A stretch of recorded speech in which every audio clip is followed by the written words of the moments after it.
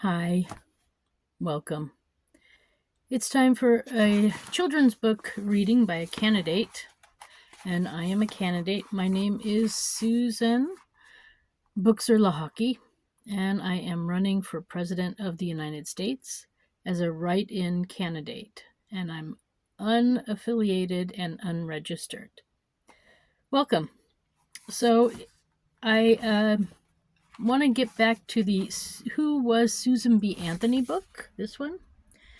We're almost done. We're on chapter 10, the last chapter, and it's time to get started and finish this book so we can move on to the Theodore Roosevelt one, and then I might do an extra one just on the election system because I think it's a good one for right now because it's an election year, and yeah, it's just the right time.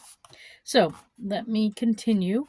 This is from the book Who Was Susan B. Anthony, and chapter 10 is Failure is Impossible. As Susan approached her 18th birthday, Carrie Chapman Catt was elected as the new NAWSA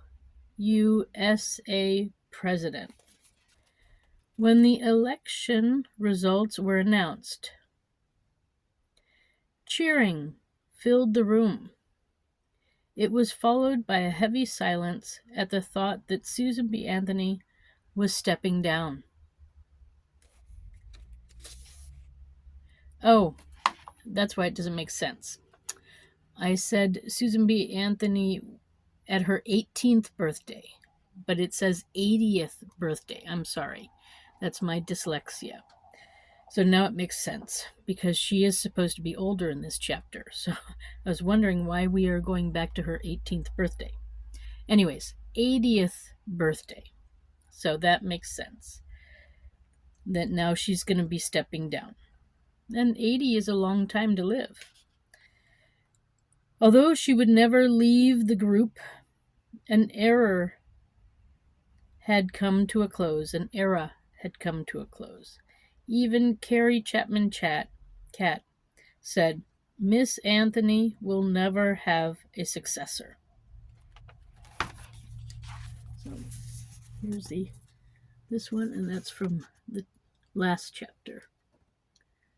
So that's the lady who was talking, who got the vote. Them. The 19th century had also come to a close. It was 1900. President McKinley welcomed NAWSA to a reception at the White House in Susan's honor. Once I was the most hated and reviled of women. Now it seems as if everybody loves me, said Susan. So there's McKinley and Susan and the new lady taking over.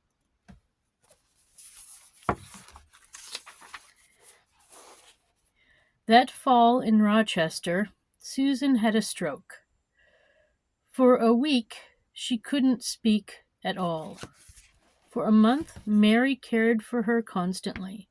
Susan was never as strong as she had been before her stroke. But in June of 1902, she went to visit Elizabeth. The two friends hugged. When Susan was ready to go, she promised to return in November for Elizabeth's 87th birthday. Elizabeth was older by 7 years. Holy moly. Anyway, but a few months later, on a crisp fall day, Susan received a telegram from Elizabeth's daughter, Hattie. It said simply, Mother passed away at 3:00. Susan sat silent for hours in her study, looking at Elizabeth's picture on the wall. When she stepped outside, reporters were waiting to hear what she had to say about the news. I am too crushed to speak, Susan said. So There are the two ladies who worked hard for equality for women, voting rights for women. Yeah. Elizabeth's funeral was small, attended only by friends and family. When the casket was closed, a picture was placed on it according to Elizabeth's wishes.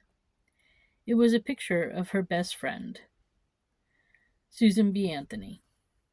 Susan's doctor told her to get more rest, but she continued to travel. In 1903, she went to New Orleans.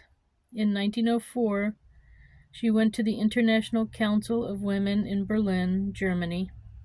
In 1905, she traveled to Portland, Oregon. 2 weeks after the re-election of Theodore Roosevelt, Susan met with the president to ask for his help in finally giving women the vote.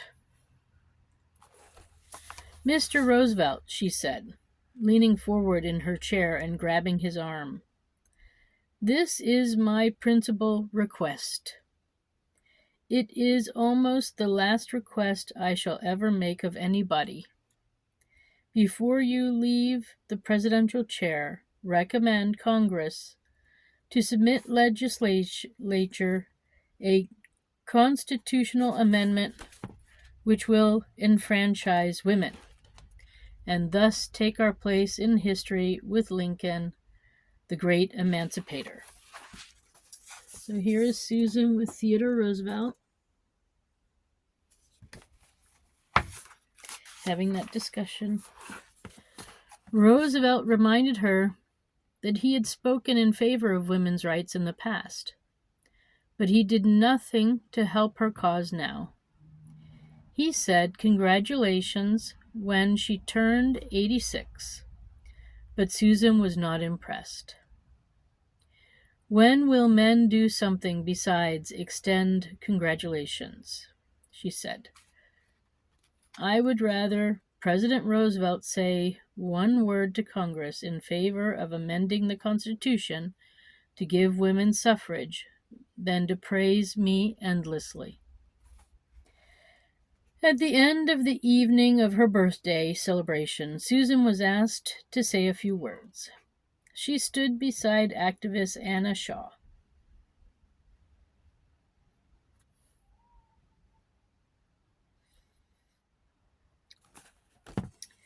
Anna was now the president of NAWSA.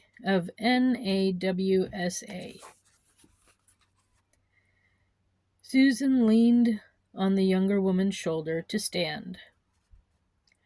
Susan began to speak about how women needed to carry on the struggle. Then, looking into the distance for a moment, as if she could see the future, she announced, "Failure is impossible." So, there we have it.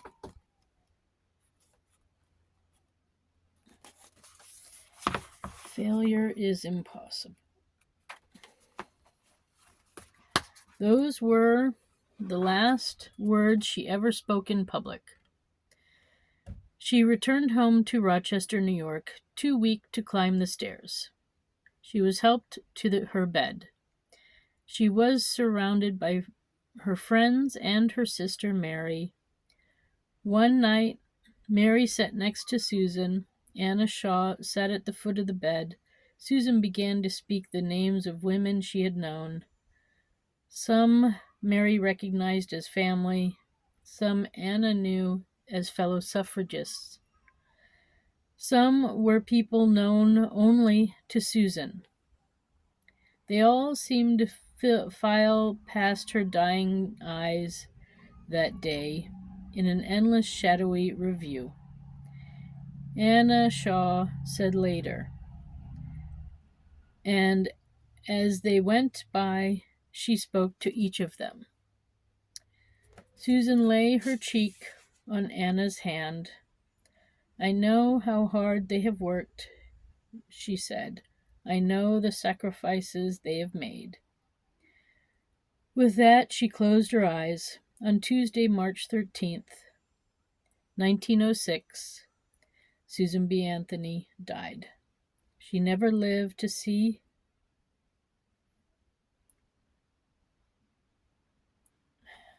women get their rights.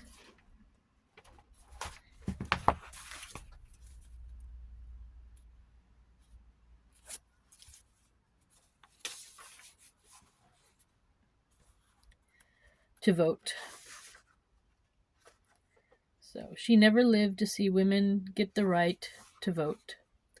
But the amendment she had fought so hard for became law on August 18th, 1920.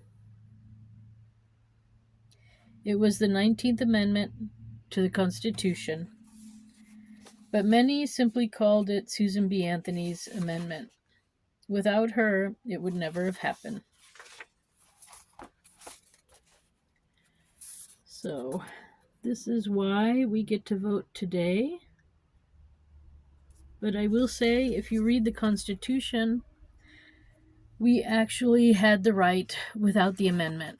And technically, women don't need the amendment because we are citizens, just like men. And if men have the right to vote without an amendment, then so do we. It has nothing to do with gender. So for me, I don't actually need that amendment. I am a U.S. citizen, a full U.S. citizen, and perhaps so are you, and no amendment is needed. All right, so yes, it got a little emotional there for me for a while, but that's, part of the joy of reading. So failure is impossible. I like that phrase, and that's how you should live life. So go forward, enjoy your life. Thanks for stopping by. And I'm doing my best to do what I can for voting in the USA right now myself. If you want to find out more about it, it's at susan4usa.com. That's Susan, the number 4, USA.com. That's my website. And I am Susan Maud Buchser-Lochocki. I am running for President of the United States. And I wish you a nice day wherever you are. Bye for now.